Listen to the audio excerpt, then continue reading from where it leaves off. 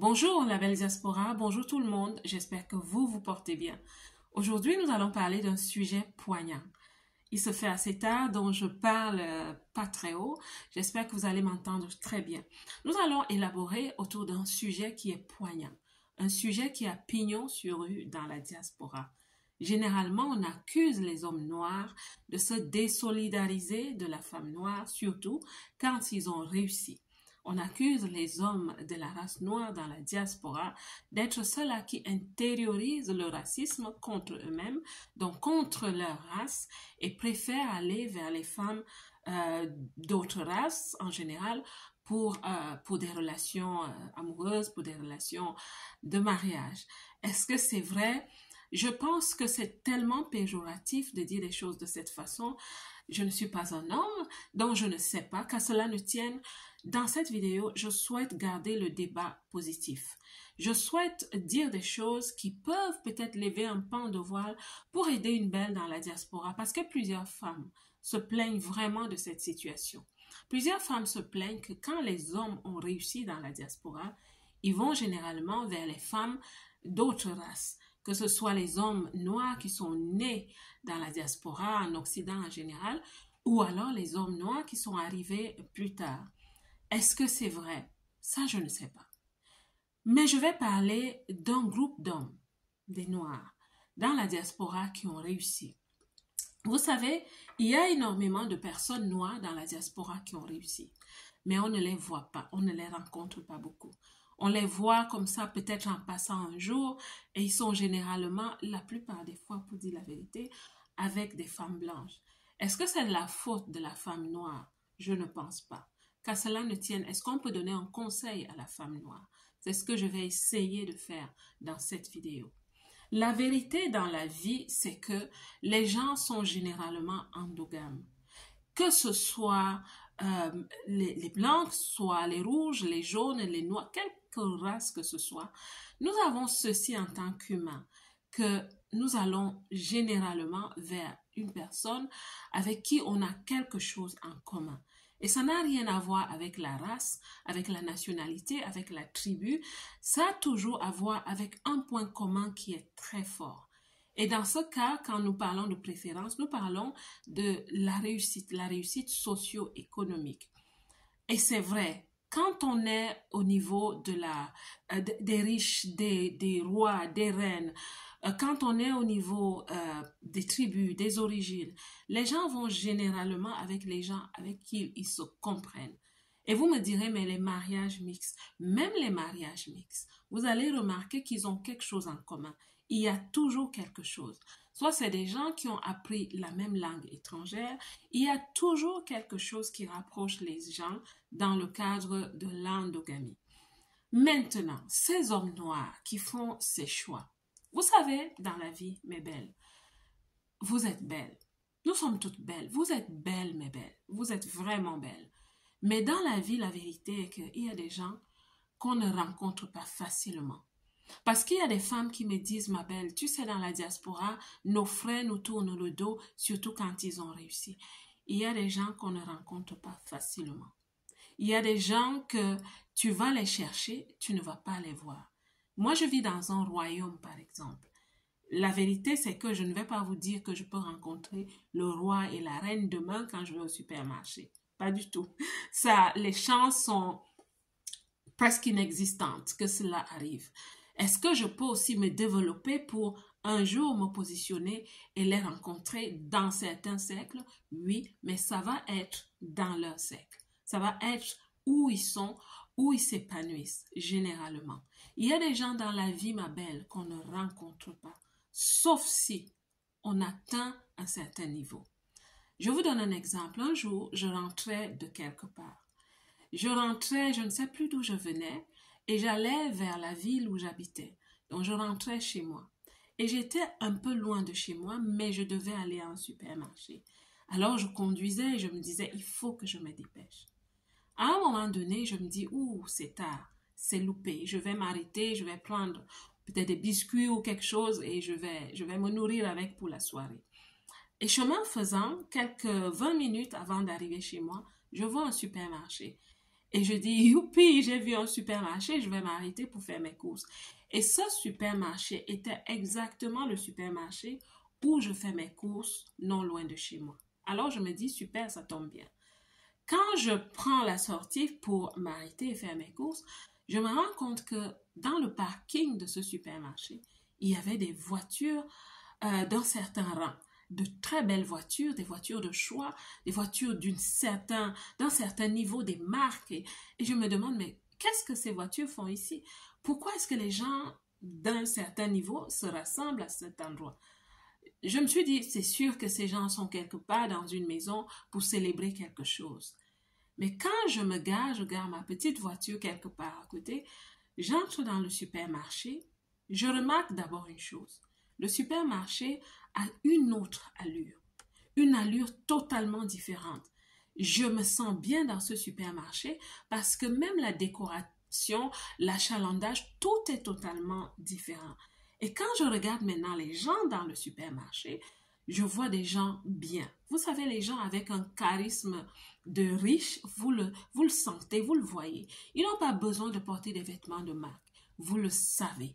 Alors je voyais des couples, je voyais des groupes de jeunes, je voyais des gens qui passaient, qui marchaient. Tous étaient des gens qui respiraient la richesse. Le magasin, et après je me dis, waouh, c'est quoi ce magasin?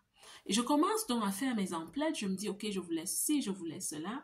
Quand je vais dans les étagères, je me dis, je remarque que les produits que j'achète généralement sont des marques assez élevées et presque tout coûte un peu plus cher. Je comprends que je suis dans une boutique de riches. Et pourquoi j'étais là? Par hasard. Je découvre par hasard que oui, ils vont aussi dans des supermarchés, ces riches, qu'à cela ne tienne, c'est pas où je vais souvent. Donc je dis ça pour dire, mes belles, parfois ces gens qui se sont battus dans la vie, ils nous ressemblent. Ils se sont battus, ils ont tout fait, ils ont fait leur développement personnel. Ils ont fait le choix du style de vie qu'ils souhaitent avoir.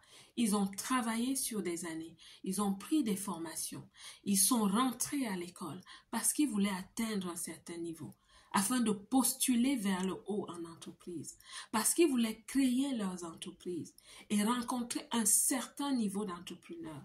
Ces gens se sont donné les moyens. Ils ont créé leur vie.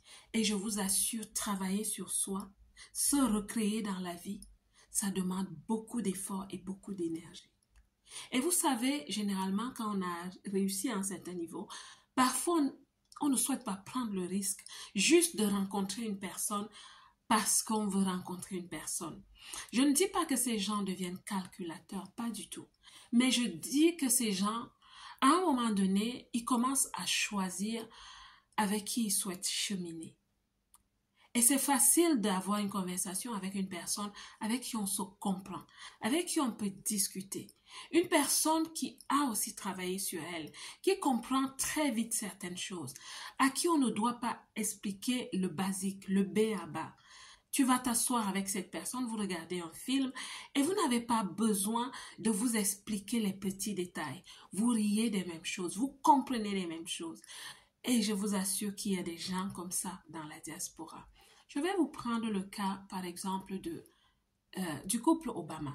Par exemple, c'est des Noirs. Et comment est-ce qu'ils se retrouvent? Et je vous assure qu'il y a énormément de couples comme ça.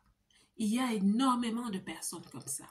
Et je pense aussi sincèrement du fond de mon cœur qu'il y a ces hommes qui viennent de notre race, qui veulent rencontrer, qui souhaiteraient rencontrer les femmes de notre race. Mais ma belle, c'est pour ça que je vais te dire, level up ma belle, parce que ces gens, ils sont quelque part. Ces gens, tu ne peux simplement pas les rencontrer au bord de la rue. Tu ne peux simplement pas les rencontrer où tu travailles. Ou alors, si tu les vois où tu travailles, c'est des gens qui sont, tu sais, à un certain niveau. Ils parlent avec les dirigeants. Ils sont dirigeants. Ils rencontrent les dirigeants. Et c'est pas facile que tu les rencontres. Donc, parfois dans la vie, il faut level up, ma belle. Parfois, tu dois level up. Parfois, tu dois aussi te donner les moyens de travailler sur toi. Parce qu'on n'attire pas ce qu'on veut dans la vie. On attire ce qu'on devient. C'est la vérité. Même en entrepreneuriat, je suis en train de comprendre que même à ce niveau, tu dois level up. Parce que sinon, tu vas continuer de rencontrer des personnes avec qui les conversations sont difficiles, avec qui les conversations sont très réactives, très émotives. Je vous assure, les belles, ce n'est pas que certains, peut-être qu'il y a un 20% d'hommes noirs qui sont peut-être intériorisent un certain complexe d'infériorité au niveau des races. Peut-être, c'est possible. Peut-être ça existe et peut-être sûrement ça existe. Mais je vous assure, il y a énormément de personnes qui souhaiteraient rencontrer. Tout le monde se sent bien avec son miroir, si je peux le dire ainsi.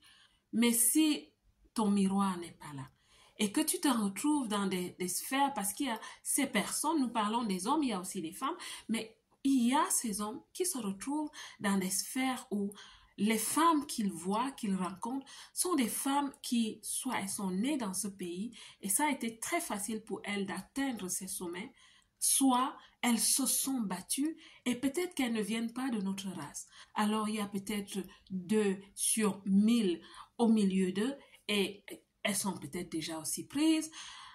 On ne sait jamais. Qu'à cela ne tienne, le but de cette vidéo est de nous aider à rester positifs et surtout de nous dire que nous pouvons travailler sur nous. Je vous assure, j'ai compris une chose, même professionnellement. Si tu souhaites rencontrer un certain niveau de personnes, level up, postule vers le haut. Et pour postuler vers le haut, travaille sur toi, ma belle. Quand je te parle d'identité, ton identité, d'affûter ton identité, de travailler ton identité, d'élever ton identité, ma belle, c'est qu'il y a des résultats derrière ça. Cela a un impact. Je ne suis pas coach des relations, pas du tout. Je ne suis pas coach des relations intimes, de mariage ou amoureuses, non. Mais ce que j'ai compris dans la vie, c'est que si tu souhaites exceller dans quelques domaines de ta vie, il faut travailler sur toi. Parce que ton identité est ton tremplin. Si ton identité est faible, ton tremplin ne va pas t'élever. Mais si ton identité se fortifie, si elle s'affine, si elle s'affûte, si elle brille, ma belle, tu vas briller. Et plus tu brilles, plus tu vas attirer les regards, les bons regards, ces regards que tu souhaites attirer. Et on n'aura plus ces débats. On n'aura plus ces débats.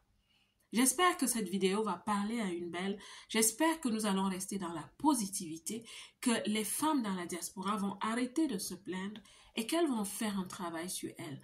Je vous assure, tout le monde sur la terre aime les choses excellentes. Je ne dis pas que les femmes noires dans la diaspora ne sont pas excellentes, mais je veux dire que celles qui se plaignent beaucoup de ce fait sont celles qui ont peut-être encore besoin de travailler sur elles.